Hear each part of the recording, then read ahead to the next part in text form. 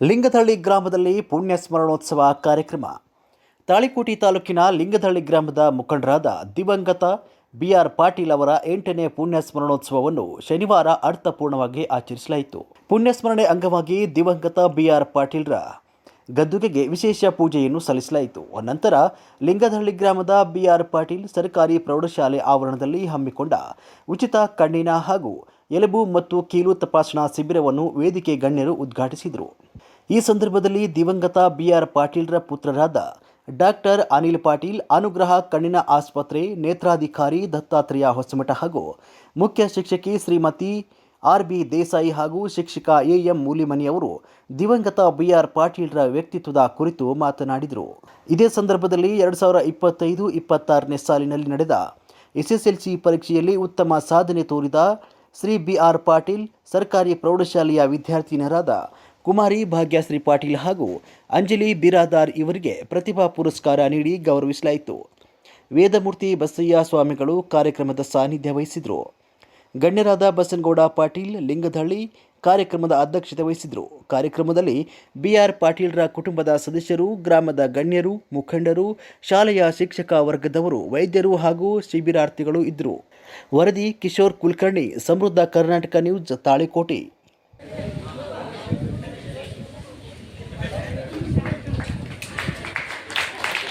ಅದೇ ರೀತಿಯಾಗಿ ಸದಾ ಚಿಲುಮೆಯಿಂದ ಕೂಡಿರುವಂತ ಅಷ್ಟೇ ನಗುಮಗದಿಂದ ಎಲ್ಲರ ಜೊತೆ ಒಡನಾಟವನ್ನು ಇಟ್ಟುಕೊಂಡಿರುವಂತಹ ಹಿರಿಯರಾದಂತಹ ಶ್ರೀ ಬಸನಗೌಡ ಪಾಟೀಲ್ ಚಂದ್ರೂರ್ ಅವರು ಕೂಡ ಒಂದು ಈ ಕಾರ್ಯಕ್ರಮದ ಅಧ್ಯಕ್ಷತೆಯನ್ನು ವಹಿಸಿದ್ದಾರೆ. ಅವರನ್ನು ಕೂಡ ಶ್ರೀ ಬಸನಗೌಡ ಅವರು ಮತ್ತು ಶ್ರೀ ಐಗೌಡ ನಾಗರಾಜ್ ಅವರು ಸ್ವಾಗತಿಸಬೇಕಂತ ತಿಳ್ಕೊಂಡು ಹೇಳಿ ಅವರಲ್ಲಿ ವಿನಂತಿಸಿಕೊಳ್ತೀನಿ.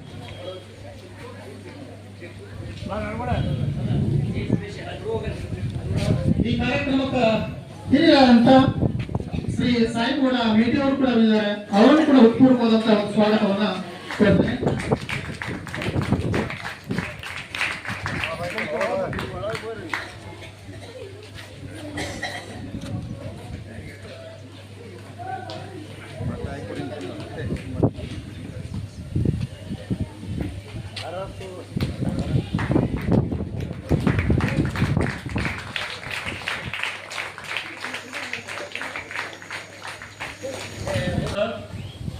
ನನ್ಗ ದೊಡ್ಡದಾಗಿ ಮರ ಆಗ್ಬೇಕಾಗಿದೆ, ಗಾಳಿ ಬರಲಿ ಬೆಳಿ ಇದು ಆಗ್ಲಿ, ನಾ ಎತ್ತರ ಬೆಳಿಬೇಕಂತೀನಿ, ಇಷ್ಟು ದೊಡ್ಡವ ಆಗ್ಬೇಕಂತೀನಲ್ಲ, ನನ್ನ ಗಿಡದ ಎಲ್ಲಕ್ಕಿಂತ ದೊಡ್ಡದು ಎತ್ತರ ಆಗ್ಬೇಕಂತ ಒಂದು ಬೀಜ ಅಂತದೆ. ಅದ್ರ ಬಾಜು ಇನ್ನೊಂದು ಬೀಜ ಅಂತದೆ. ಏನಂತ ಅಂದ್ರ, ನನಗ ಈ ಬಿಸಿಲ ಗಾಳಿ ಮಳಿ ಆ ತ್ರಾಸ ತಗೊಂಡ್ ಬೇಡ, ನಾನು ಅಷ್ಟೇ ಇರ್ತೀನಿ, ನಾ ಎಷ್ಟು ಬೀಜ ಅದೀನಿ ಅಷ್ಟೇ ಇರ್ತೀನಿ. ಸೊ ಟೈಮ್ ಹೋಗ್ತದ, ಈ ಬೀಜ ಯಾವ್ದು ಗಿಡ ಆಗ್ಬೇಕಂತದ ಅದು ಬೆಳಿತಾನೆ ಹೋಗ್ತದೆ. ಗಾಳಿ ಬರ್ಲಿ ಮಳಿ ಬರ್ಲಿ ಸಿಡ್ಲು ಬರ್ಲಿ ಏನೇ ಬರ್ಲಿ ಅದು ಕಷ್ಟಪಟ್ಟು ಬೆಳೆದು ದೊಡ್ಡ ಮರ ಆಗ್ತದೆ. ದೊಡ್ಡ ಮರ ಆಗ್ಬಿಟ್ಟು ಹೂವು ಬರ್ತವೆ, ಅದ್ರ ಸುಗಂಧ ಎಲ್ಲರೂ ಲೈಕ್ ಮಾಡ್ತಾರೆ, ಅದರಿಂದ ಹಣ್ಣುಗಳು ಬರ್ತವೆ. ಆ ಹಣ್ಣುಗಳಿಂದ ಮತ್ತೊಂದು 4 ಜನಕ್ಕೆ ಉಪಯೋಗ ಆಗತ್ತೆ. ಅದ್ರ ಎಲಿಗಳು ಬಂದ್ಮೇಲೆ ಅದ್ರ ಎಲಿ ಕೆಳಗಡೆ, ಗಿಡದ ಕೆಳಗಡೆ, ಮರದ ಕೆಳಗಡೆ 4 ಮಂದಿ ಬಿಸಿಲಾಗ ಬಂದು ಆರಾಮ ನಿದ್ದೆ ಮಾಡ್ತಾರೆ. ಅದರಿಂದ ಅವ್ರಿಗೆ ಆನಂದವಾಗತ್ತೆ. ಇದು ಒಂದೇ ಬೀಜ.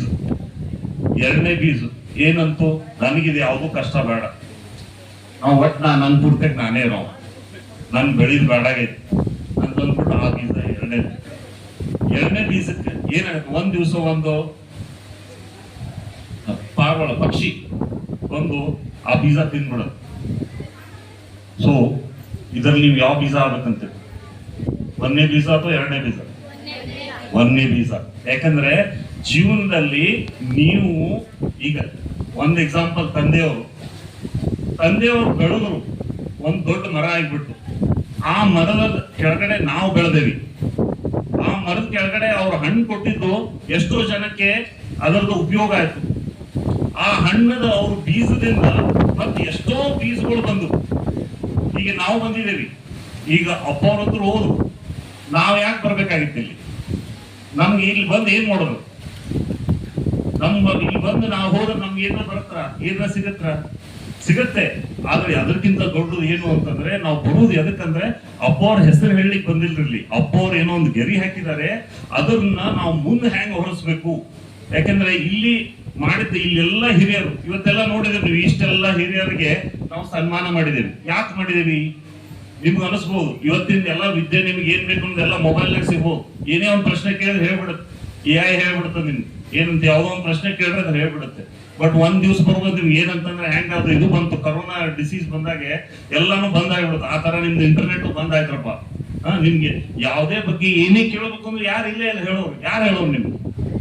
ಯಾರು ಹೇಳೋರು ಹೇಳ್ರಿ? ಇದೇ ಹಿರಿಯರೇ ಹೇಳೋರು. ಅಂದ್ರೆ ಹಿರಿಯವರ ಕಡೆ ಇದ್ದ ಎಕ್ಸ್ಪೀರಿಯನ್ಸು ಕಲಿಯೋದು ನಿಮ್ಗೆ ಬಹಳಷ್ಟಿದೆ.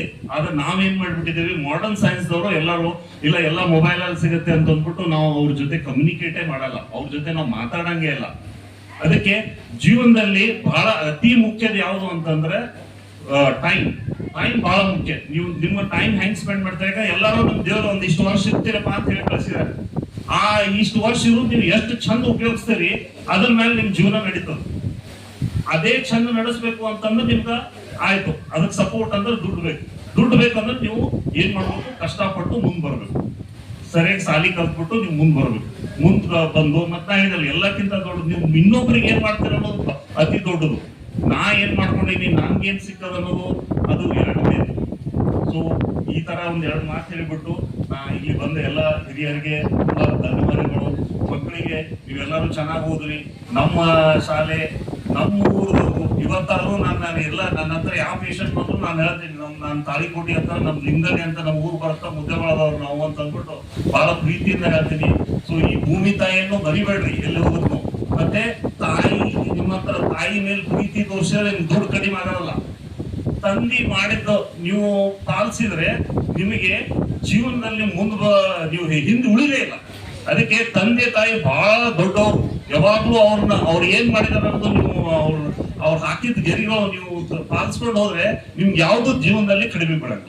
ಗ್ರಾಮದಲ್ಲಿ ಹಮ್ಮಿಕೊಂಡಂತಹ ಬೃಹತ್ ಉಚಿತ ಆರೋಗ್ಯ ನೇತ್ರ ತಪಾಸಣೆ ಹಾಗೂ ಎಲುಬು ಕೀಲುಗಳ ತಪಾಸಣಾ ಶಿಬಿರದ ದಿವ್ಯ ಸಾನ್ನಿಧ್ಯವನ್ನು ವಹಿಸಿದ ಪೂಜ್ಯರನ್ನು ಆದಿ ಒಳಗೊಂಡು ಎಲ್ಲ ವೇದಿಕೆಯನ್ನು ಅಲಂಕರಿಸಿದ ಎಲ್ಲ ಗುರು ಹಿರಿಯರೇ, ವೈದ್ಯಾಧಿಕಾರಿಗಳೇ, ಯಾವತ್ತು ಲಿಂಗದಳ್ಳಿ ಗ್ರಾಮದ ಗುರು ಹಿರಿಯರೇ, ಮುದ್ದು ಮಕ್ಕಳೇ, ತಮ್ಮೆಲ್ಲರಿಗೂ ಕೂಡ ಡಾಕ್ಟರ್ ಪ್ರಭುಗೌಡ ಲಿಂಗದಳ್ಳಿಯವರ ವತಿಯಿಂದ ಅನಂತ ಕೋಟಿ ಶರಣಾರ್ಥಿಗಳನ್ನ ಈ ಸಂದರ್ಭದಲ್ಲಿ ನಾನು ಸಲ್ಲಿಸ್ತೇನೆ. ಒಂದು ವೇಳೆ ಈಗಾಗಲೇ ತುಂಬಾ ಸಮಯ ಆಗಿದೆ, ನಾನು ಬಹಳಷ್ಟು ಸಮಯ ತಗೊಳ್ಳಂಗಿಲ್ಲ. ಈ ಶಿಬಿರದ ಕುರಿತಾಗಿ ನಾನು ಡೈರೆಕ್ಟ್ ಆಗಿ ಮಾತಾಡ್ಬಿಡ್ತೇನೆ. ಯಾಕಂದ್ರೆ ಇಷ್ಟೊತ್ತನ ನೀವು ಒಂದು ಸನ್ಮಾನ್ ಡಾಕ್ಟರ್ ಅನಿಲ್ ಲಿಂಗದಳ್ಳಿ ಸರ್ ಮಾತು ಕೇಳಿ ನನಗೆ ಬಹಳ ಖುಷಿ ಆಯ್ತು. ಇವತ್ತು ಅವರೊಳಗೊಬ್ಬ ವಾಗ್ಮಿ ಇವತ್ತು ನಾನು ಕಂಡೆ. ಡಾಕ್ಟರ್ ಒಳಗೊಬ್ರು ಟೀಚರ್ ಆದ್ರೆ ಇವತ್ತು ಅವರು ಮುದ್ದು ಮಕ್ಕಳನ್ನ ಕುರಿತು ಬಹಳಷ್ಟು ಮನಮುಟ್ಟುವಾಗಿ ಅವರು ಹೇಳಿದ್ರು. ಅದಕ್ಕೆ ವಿಶೇಷವಾಗಿ ಅವರ ಒಂದು ಚಪ್ಪಾಳೆ ಮೂಲಕ ನಾವು ಒಂದು ಅಭಿನಂದನೆ ಸಲ್ಲಿಸೋಣ. ಇವತ್ತು ತಮ್ಮ ಬದುಕಿನುದ್ದಕ್ಕೂ ಶಿಸ್ತಿನ ಸಿಪಾಯಿ ಅಂತ ಬದುಕಿ ತಮ್ಮ ಆದರ್ಶಗಳಿಂದ ಮುಂದಿನ ಪೀಳಿಗೆಗೆ ಅಸಂಖ್ಯಾತ ಮಕ್ಕಳ ಬಾಳಿಗೆ ಬೆಳಕಾದಂಥವ್ರು ಯಾರಾದ್ರೂ ಇದ್ರೆ ಅದು ಸನ್ಮಾನ್ಯ BR ಪಾಟೀಲ್ ಲಿಂಗದಳ್ಳಿ ಸಾಹೇಬ್ರು ಅಂತೇಳಿ ಸಂದರ್ಭದಲ್ಲಿ.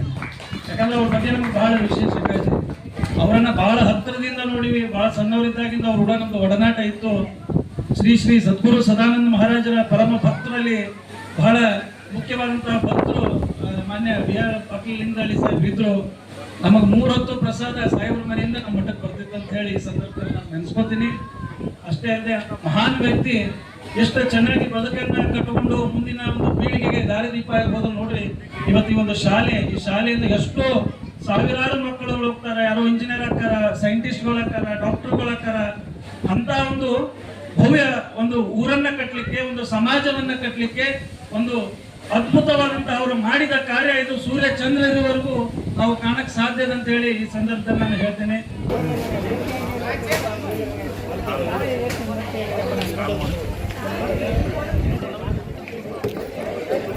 ಅಲ್ಲೇ